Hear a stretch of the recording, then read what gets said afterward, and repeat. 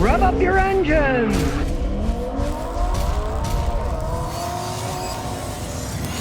Road trip.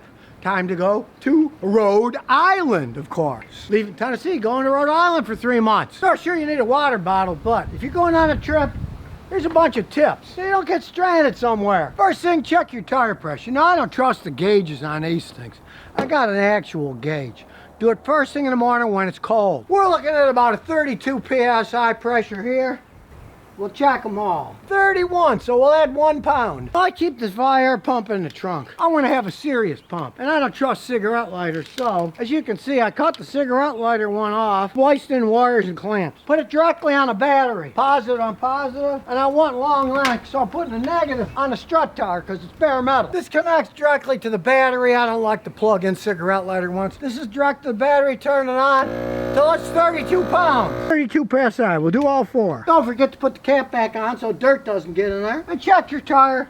Make sure it's not dry, rotted, cracked, and that you got plenty of tread. Get better gas mileage, have a less chance of getting punctured. 32 PSI again. If you notice, I use digital gauges. They're much easier to read.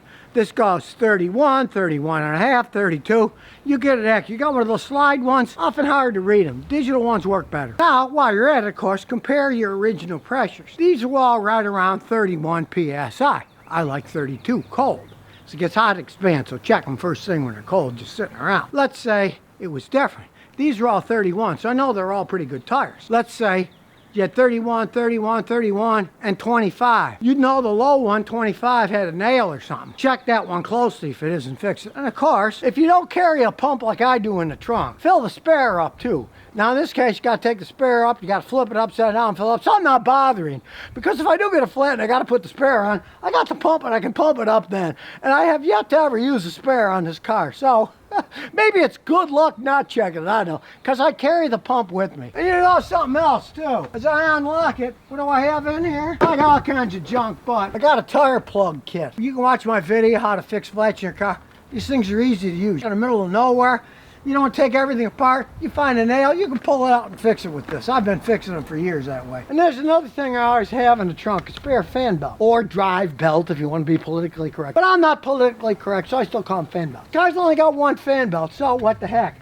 Have a spare in case something goes wrong. You might not be able to find one in the middle of nowhere. Have one ahead of time and voila, you don't have to worry about it. Now back in the day, my parents' generation, went on a long trip, they would send away to AAA, they'd send you a map back, and it would have a red line marking the best way to drive, but of course today, just remember to bring your cell phone. Now of course you want to check your oil, and all your fluids, your coolant, your power steering. As usual, it's right up to the top, and mine is clean. You know why? I changed it last week. I always change it before I go on a trip. And while you're at it, look around. See if a fan belt looks worn.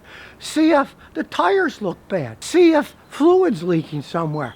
Do a bunch of little checks, you know? And if you're like my wife, who's a fanatic windshield squirter, check the squirters to make sure they're full of fluid. Now, if you're a mechanic like me, bring a bag of tools. Whatever you feel comfortable with using. Now, I'm a mechanic, so I gotta bring my tools, because I'm looking at everybody's cars in Rhode Island. You're in Rhode Island now? Hey, get a hold of me. I'm gonna be here for 3 months. Check out your cars, help you out with problems, show off your car, whatever. I always make a point of packing the stuff I really need. You don't want to leave anything in your car. So if you pack it nice like this, you can just take it all out when you go to the hotel.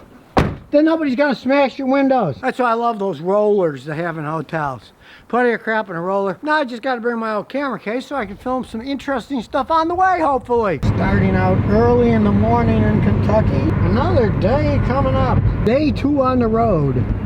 Indiana and construction everywhere you go. We're on our way to Cleveland and it looks like a gray sunrise. And here we are in downtown Buffalo. And here I am in my hometown of Niagara Falls. It may be spring, but the ice is still in the water, racing to the edge of the falls. I feel like I'm in Alaska. And here we have Niagara Falls in the spring. Ah, time to clean the snow off the car. Good thing the Matrix has folding seats. All the crap on my trunk. Ha, the ice scraper is right here. I remembered. Plan ahead. And here we go. Spring snow. Gonna need a little scraping too. I'm gonna definitely need some heat here. Heat, defrost, and defrost. Then we'll wait a little while. Well, heck, at least the snow makes the abandoned buildings in Niagara Falls look a bit better. Check it out. It's the first place I've ever found where E85 makes sense. Look at the price differential. $289 versus $439. Ah, Niagara Falls in the spring, complete with a rainbow. Certainly is scenic. Last day of the trip, headed through the Hudson Valley now. Check it out, there's still frozen waterfalls. It may be spring, but the water doesn't think so. And here I am, back to my little shack in Rhode Island, but man, car's filthy. I'm gonna have to clean all that road salt off. We went through a snowstorm in Rochester, New York. But I'm back here in Rhode Island. Anybody's got car problems? You wanna show me your car? Start making appointments now. I'm going to be here for 3 whole months. And what did we learn on this trip? Well, guess what I saw this time? I saw 0 Teslas, only 1 dead skunk, but 11 dead raccoons. It seems that dead raccoons are infinitely more popular than Teslas. And the skunks are getting smarter because there was only 1 dead one this time. And here's some bonus questions and answers. Hero 3 says they got 06 Toyota RAV4. The transmission front seal is leaking. It's got 250,000 miles. I tried Blue Devil. It got a little better, but it still drips out. Can I put AT205 reseal or apply Right Stuff gasket maker on it without taking the tranny out? Forget the Right Stuff gasket maker. It's great stuff for sealing gaskets, solid gaskets. But you still got to take it apart, put it on, and put it together. You can't do it on the outside. That doesn't work. And of course, you're talking about the front transmission seal. That's a rubber oil seal. Can't use that. You got to put another rubber oil seal on it. The AT205 could very well work, but the problem is you already put in that other leak sealer. You put in the Blue Devil. I have no idea. I never advise mixing 2 types of sealers. So, if I were you, I would drain the fluid out of the transmission, put in new fluid, and try the AT205. At any rate, if you're going to try a sealer, you want to put it in clean fluid, not dirty anyway. So, dump the fluid out. Then put fluid in the sealer in and see what happens. I've had some very good luck with this stuff. If that doesn't work, you're going to have to pull the transmission off. There's no way out of it. It's a rubber seal pressed in, and nothing's going to fix it other than if AT205 doesn't work, it's going to need a new seal, and you're going to have to pull it off. That's just the way it goes. But that often does work. But you want to get rid of that other stuff. Never, ever mix 2 different types of sealers. Who knows what kind of interactions they're going to have. I've had people do it with some stuff, and then it all glunks up, and then everything's destroyed. Mr. Implosion says I got 2000 Saturn. AC doesn't work. Got 130,000 miles. The compressor operates, but blows hot air in the cabin. I replaced the condenser with a brand new one, pulled the vacuum on it, and I look at the gauges, shows the pressures are right, but I don't feel the low pressure get cold. You turn it on, the compressor comes on, and the gauges pressures are right, like you said. Say it's like 35 on the low and maybe 180, 190 on the high side. That means the compressor and the system's actually working. You probably have a problem inside the dash. Your system's working, but you're not blowing cold air. Understand one thing. Cars nowadays, everything's controlled by computers. Even though that's an older car, it's an '02, it's still all computer run. To get cold air to come in you sitting in that Saturn, the computer has to open up the doors that let the air come through the air conditioning evaporator in the dash. Then it goes through there. That sucks the heat out of the car. It's a heat pump and blows cold air in your face. If that door doesn't open, you're not going to get any cold air. And you're not going to get hot on one side and cold on the other because it's not exchanging any of the heat because there's no air going through the evaporator in the dash. Unfortunately, those things, even in '02, are all computer run. If you find a guy like me, we got bidirectional control computers, and they're fantastic for analyzing cars. Is your control unit commanding the door to open?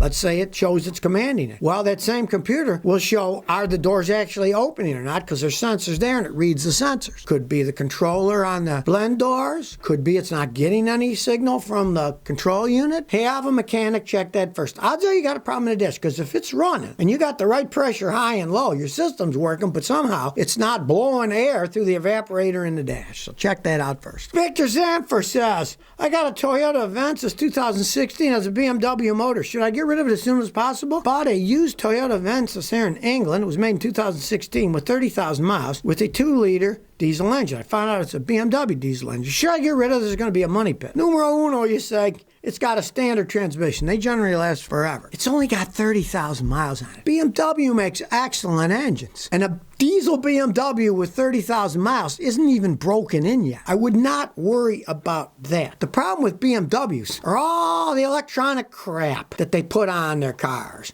You just got the BMW diesel engine. It is a very good diesel engine. I got a friend in England who's got one of those. He's got got like 250,000 K on it. It still runs perfectly fine. So don't worry about it. That thing is barely broken in. It's a Toyota anyway. Everything, electronics, everything else is Toyota. It just has a diesel engine that BMW makes, and they're good engines. Yeah, they'd cost a fortune to rebuild, but they can last so long, and it's only got 30,000 miles. That's got a ton of life left in it. I would not get rid of it. So if you never want to miss another one of my new car repair videos, remember to ring that bell.